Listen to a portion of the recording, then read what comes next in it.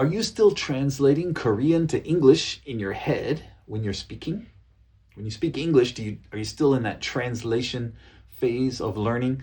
Well, that's what we're going to talk about in today's video. My name's Mitch, Sam from 미친영어코칭, here to help you speak English more fluently, more comfortably, and more confidently.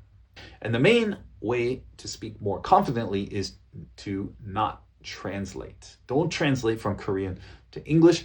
It is slowing you down. It's slowing you down. That's why your speaking feels slow, robotic, like a robot. And that's why you have a lot of 뭐지? Those kind of moments, right? Because you're still translating, okay? How do we get from that stage of translation to actually just speaking without any translation from your thinking to your mouth, right? That's the phase we want to get to, okay? If you want to reach AL in the OPIC test, some of you taking the OPIC test, or just professional fluency to be able to use English in business globally, well, you have to stop translating. That's the first step. You have to stop thinking in Korean and you have to start thinking in English, okay?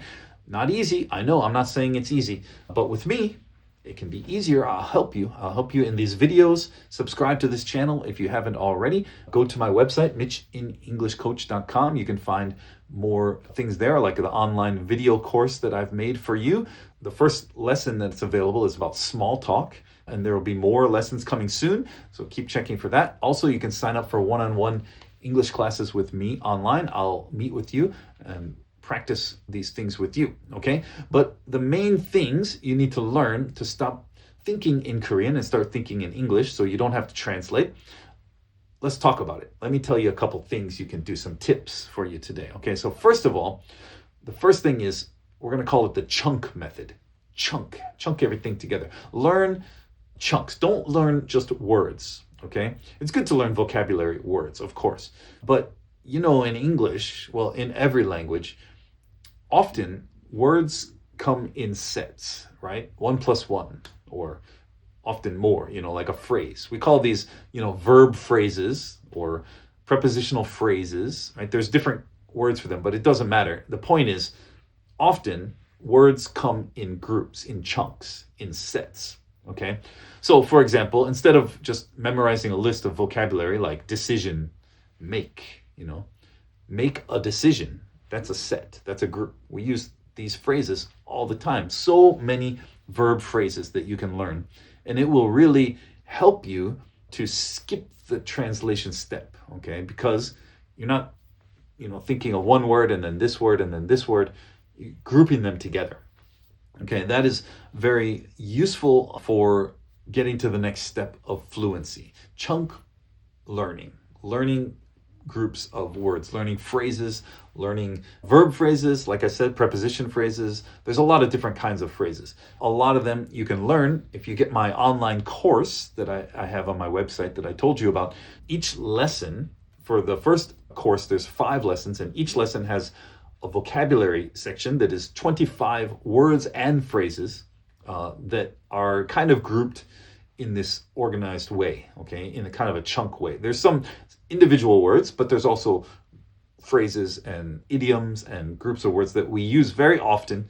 But in my course, those words and phrases are integrated into the lesson and into the practice pages so you can learn them much faster, okay? So I suggest you go there and try that out. You can try the free sample class if you want for the first one and just check it out, see how you like it. But that's kind of how I like to teach vocabulary is, kind of in groups, and, they're all kind of connected. That's the best way for your mind to remember it. That's the best way to be able to use it in conversation. Okay? Another thing you can do to help yourself stop translating is describe around the word, okay? Let's say you don't know a word. That's normal, okay? In Korean, when I speak Korean, often I don't know a vocabulary word. So what do? You don't just freeze, okay, and try to think of the word, 뭐지? No, what you're going to do is just do your best to describe it in any way you can, and I do this when I'm speaking Korean. I'll just, I'll say, I'll be talking about something, but I can't think of the word. So I just start describing it. And generally people, they get it. They know after a few things. You can usually describe it so that they can understand what you're talking about. It's kind of like a game a little bit. It makes the conversation more fun, more interesting. It's interactive, right? Rather than just you sitting there all alone saying, what's that word? That makes the other person feel uncomfortable. So it's better if you just describe what you're talking about, and then they can help you, okay? And that will help you remember as well. It builds the mental muscle in English because you and that person are interacting, and that really helps your brain to focus and remember rather than just memorizing on a sheet of paper. Interaction is really the fastest way to learn English, okay? Which is another good reason for you to, if you go to my website, you can sign up for one-on-one classes with me. That's the best way because we're interacting and having conversation back and forth. So it helps you remember all of the words and phrases and keeps it together. So what I'm saying is when you, let's say you're trying to think of the word stapler, in the office, you're like, I need the stapler, but you can't think of the stapler.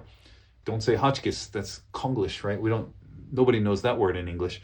So what do you say? Well, say, the thing that holds the paper together, you press it and it holds the paper together. I need that. Then people say, oh yeah, that's the stapler. You say, oh yeah, stapler. Now I got it. You're not going to forget it next time, probably, because you already had this conversation. And that's the quickest way to get it to stick in your memory. Okay, and then another thing you can do to help you to stop translating is what we call self-talk immersion, right? Because you can't talk to me all the time. You can't talk to native English speakers all the time. So talk to yourself throughout the day, or your phone. You can use AI if it makes you feel better. Talk to your AI on your phone, something like that. Something to help you speak English out loud throughout the day.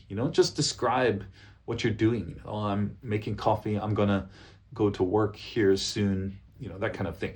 The more you can practice speaking out loud, it will build a bridge between your thoughts and your voice, okay? Because there's kind of a barrier between your mind and your mouth, usually in language. So you want to open that up as much as possible. And the best way to do that is just speaking out loud, okay? Many ways to do it. If you feel crazy talking to yourself, use your phone, use AI, something like that will help you. Then you can practice out loud, or a friend. If you have a friend who wants to practice English, that's another great way. But you need to be speaking a lot, okay? So the mindset is 90% of the battle. If you're gonna speak English without translating, you have to kind of get in the mindset of, I'm gonna do this as full immersion. I want to speak English to the point where I don't have to think in Korean, I can think in English. And of course, that's not easy. I didn't say it's easy. It takes a lot of work. If you want, as I said, go to my website, mitchinenglishcoach.com. And there you can find my online course, which will help you. You can sign up for one-on-one lessons with me. We can practice together every week or once a month, however many times you want. And that's all there for you. Take advantage of it so that you can improve your English, so that you can improve your career, your life, your social relationships, everything using English when you need it. Okay, everybody, keep watching. I'll have more videos for you soon.